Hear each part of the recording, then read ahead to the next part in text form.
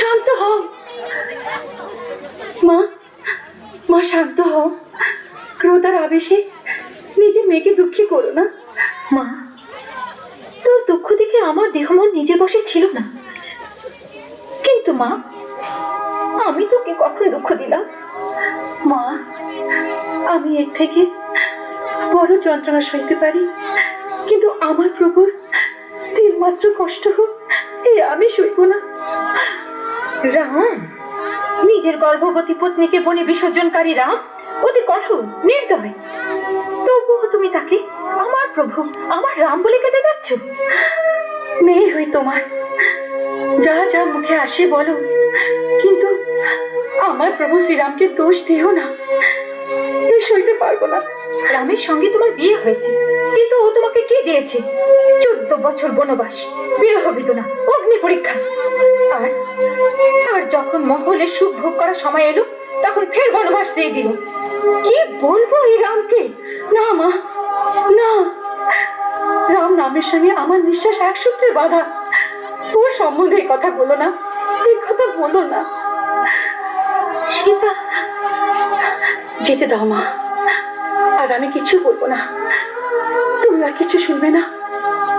ভালো কথা, কিন্তু মা, এই অবস্থায় তুমি বন্য জীবনের কষ্ট সইতে পারবে না। চলো আমার সঙ্গে চলো। মায়ের মমতা, মায়ের আঁচলের ছায়া আর মায়ের কোল এত বড় সুখ সংসারে সন্তানের কোথাও মিলতে পারে না। তবু এখন আমি তোমার সঙ্গে যেতে পারি না মা। কেন মা? মাথার উপর কলঙ্কের টিকা নিয়ে কেমন করে যাব মা? তোমার কোলে জন্ম নিয়ে প্রভু শ্রীরামের হাত ধরে আমি রঘুবংশে পদার্পণ করেছি। এর জন্য ওদের বংশধরকে সমর্পণ করার পরই আমি তোমার সাথে চলে যাব মা। মেয়েকে জন্ম দেবার পর এমনি কষ্টই হয় মা, তো তাই কাঁদছিলাম। এখন তোর ভাগ্যে যে কষ্ট আছে তা তো ভুগতেই হবে।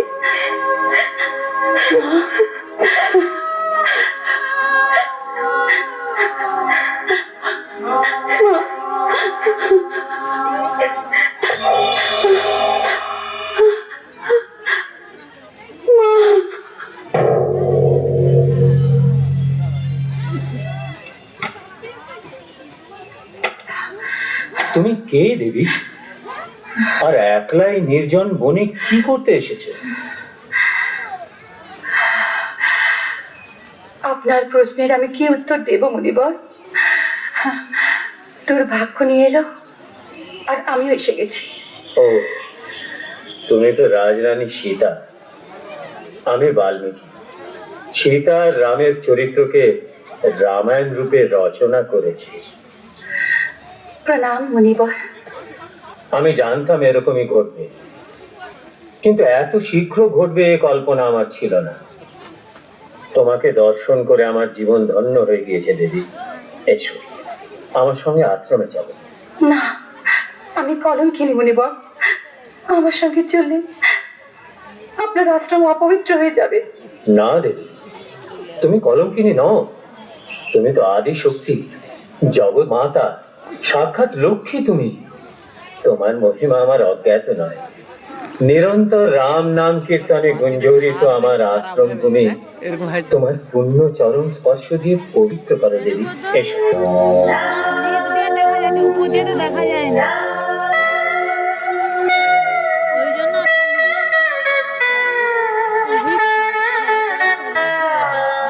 করুণা কো সন্দেহ রামকে, করুণা কো সন্দেহ, করুণা কো সন্দেহ রামকে, করুণা কো সন্দেহ।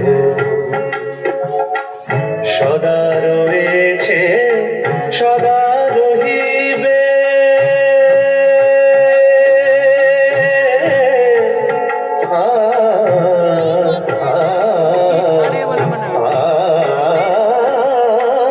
সদা রয়েছে সদা রহিবে, ও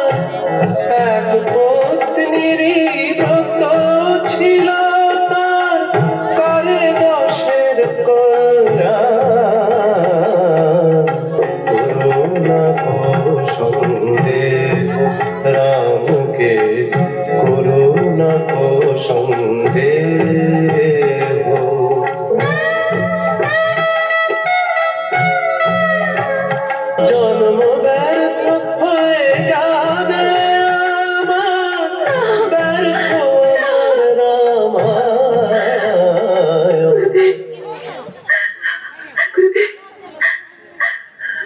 গুরুদেব, আমাকে ক্ষমা করুন।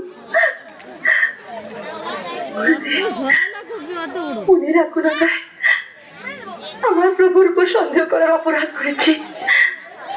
আমার বুদ্ধি ভ্রষ্ট হয়ে গেছিল। আমি আমি প্রায়শ্চিত্ত করব। আমাকে আমার পাপের নিবারণ পন্থা করে দিন গুরুদেব। যদি তুমি একটি ব্রত পালন করো, তাহলে তোমার এই পাপ থেকেও তুমি মুক্তি পাবে আর শান্তিও পাবে।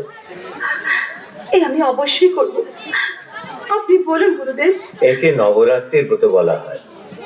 এতে উপবাস পালন করে শ্রদ্ধা আর ভক্তিপূর্বক মাঝে রাখবে দুর্গা মাতার আরাধনা সম্পূর্ণ করতে হয়। এই তো তাকে শতদল কমলের ফুল নিবেদন করতে হয়। তবে পুত্রী, যদি পূজায় কোনো বিঘ্ন ঘটে, তখন এই ব্রত ক্ষতিকারক হয়ে যেতে পারে মা। আমি চেষ্টা করব গুরুদেব, যেন আমার প্রতি কোনো বিঘ্ন না ঘটে। কিন্তু শতদল কমল কে এনে দেবে? আমরা আছি না মা, সত্তর কমল নিয়ে আসবো আমি। মা গো, এমন বীর পুত্র থাকতেও তুমি কেন চিন্তা করছো? ঘোষ, তোমার মায়ের ব্রত পালনের জন্য পুষ্প আনার কাজ তোমারই হোক। গুরুদেব, মায়ের সেবারই কাজ ভাই করতে পারে, আমি নই। পুত্র লব, কত বড় কথা বলে ফেললে তুমি। তোমার মাতৃভক্তির সঙ্গে আমি পরিচিত নই কি, কিন্তু তোমায় যে কাজ করতে হবে তা পৃথক হবে পুত্র। আমাকে আজই ভরদ্বাজ আশ্রমের উদ্দেশ্যে প্রস্থান করতে হবে। আমার ফিরে আসা অবধি এই আশ্রমের সুরক্ষার ভার তোমার কাছেই থাকবে। আচ্ছা গুরুদেব। জাগো যোগ মায়া, জাগো মৃন্ময়ী, চিন্ময়ী রূপে জাগো।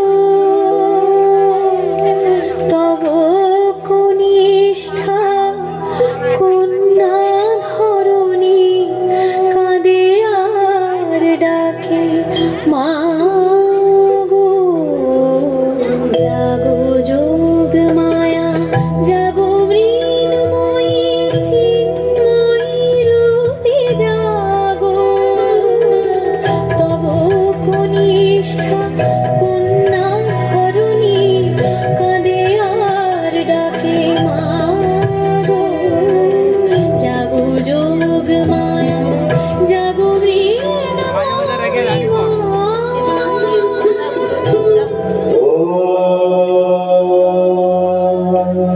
सूर्यो ज्योतिर्ज्योतिः सूर्यः स्वाहा।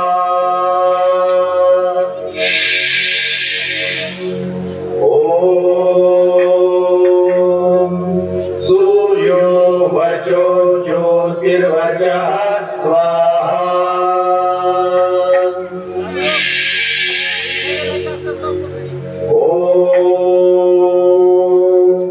ज्योतिः सूर्यः सूर्यो ज्योतिः स्वाहा।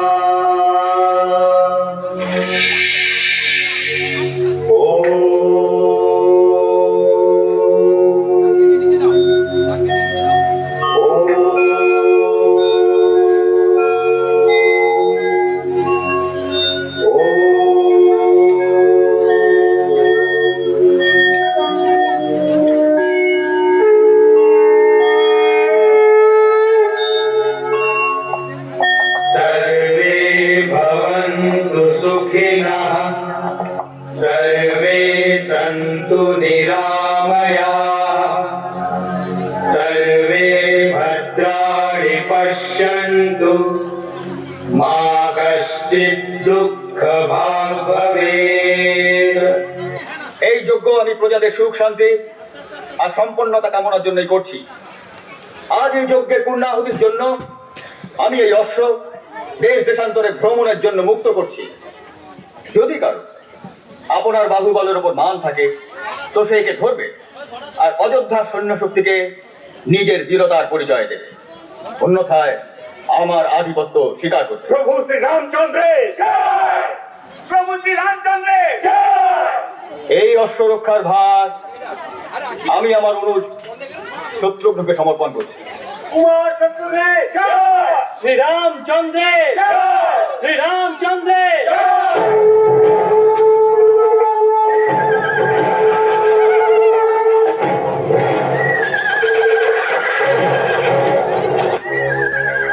বালা বালা বালা বালা লব ভাই বড় অদ্ভুত জানোয়ার জানোয়ার না বাঘ আরে বাঘ নয় সিংহ হ্যাঁ বড় বড় লম্বা জানোয়ার বাঘ সিংহ এসব বলছো তোমরা ওই দেখো আচ্ছা হায় কে রে? আরে মূর্খ এ বাঘ নয় সিংহ রাজহংস নয় এ অশ্ব আরে এ শ্রী রামচন্দ্রের যজ্ঞাশ্ব এই অশ্ব প্রসাদানন্দন শ্রী রামের এই পণ্ডিকারকে আপনার বীরতার পরিচয় দিতে হবে তিনি কি সম্মান দেবে তার দরবারে সম্মান দিবে দেখো শ্রী রামজির যজ্ঞাশ্বকে আমি কেমন ভিজে বেড়াল বানাই শ্রীমান অশ্বজি পা ওঠাও একবার আবার ওঠাও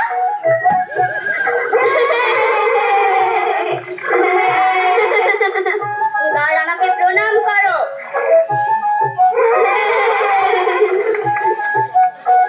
আর একবার করো ফের একবার করো কে আছে ওখানে? কে আমার যজ্ঞাশ্বকে বন্দী করেছে? কে সেই কাপুরুষ? সামনে কেন আসছো না? প্রকাশ্যজি তুমি আমার সাথীদের মনোরঞ্জন করো আমি এখনই আসছি পুরুষ সেবার জন্য প্রস্তুত তুমি আমার যজ্ঞাশ্বকে বন্দী করেছো?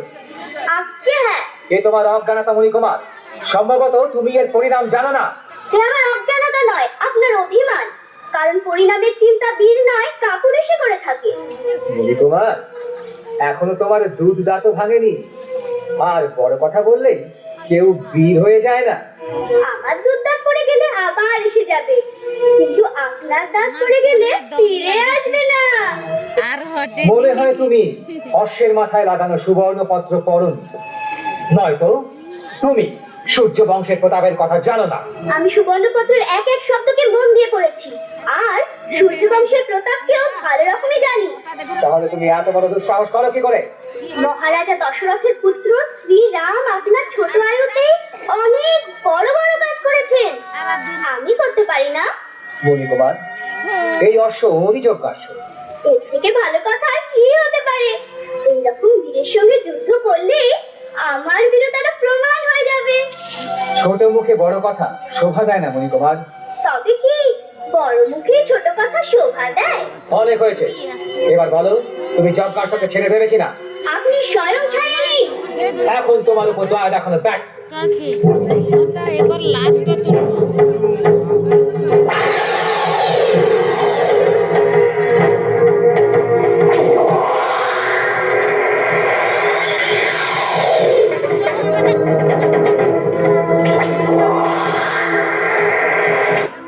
কি করছে রে?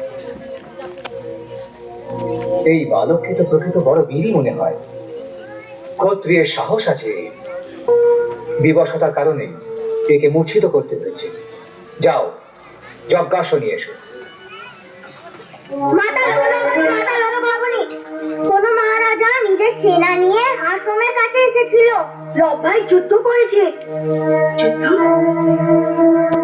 ওই মহারাজা রব ভাইকে মূর্ছিত করে নিয়ে গেছে মা, আমি এই বলে আপন পুত্রদের জন্যই জীবিত আছি। ওরা যদি আমাকে ছেড়ে যায় তো আমার জীবনে আর কি থাকবে? আমার রবকে রক্ষা করো মা। কি হয়েছে মা রব ভাইয়ের কি হয়েছে কোন মহারাজা তোমার ছোট ভাইকে যুদ্ধে হারিয়ে নিজের রথে তুলে নিয়ে যাচ্ছে। ব্যাস এইটুকু কথাতেই তোমার চোখে জল ভরে গেল?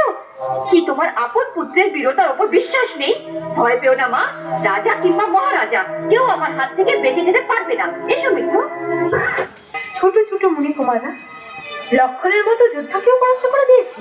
হ্যাঁ মা, শুনেছি পুষ্পের চেয়ে কোমল সুন্দর দুই মুনিকুমার মহান পরাক্রমী। তবে কি রঘুবংশের তেজ? না মা, আপনি নিশ্চিন্ত থাকুন, যা কিছুই হোক রঘু বংশের তেজ কখনো অস্তমিত হবে না। গুরুবার, আমাকে আশীর্বাদ করুন। বিজয়ী হও। দেখো ভাই, শ্রীরামচন্দ্র এসে গেছেন। ভালোই হয়েছে, ওর আমরা প্রতীক্ষা করছিলাম। লাস্ট